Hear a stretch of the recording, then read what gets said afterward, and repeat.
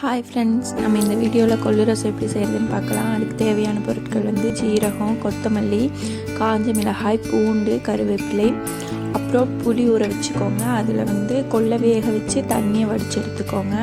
அது கூட புளிப்புக்கு தேவையான அளவு தக்காளி ஆட் பண்ணிக்கோங்க.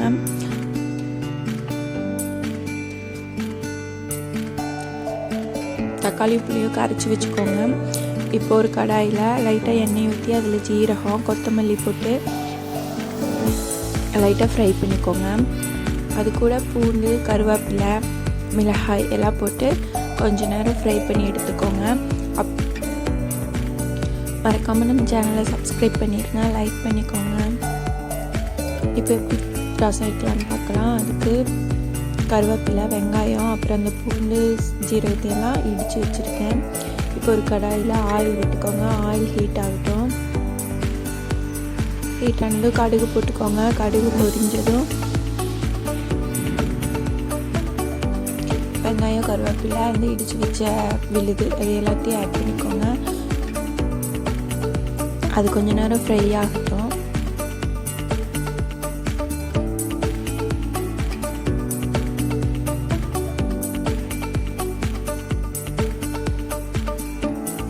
இப்போ ஃப்ரை ஆகிடுச்சு. இப்போது தக்காளி புளியை கரைச்சி அதில் ஆட் பண்ணிக்கோங்க.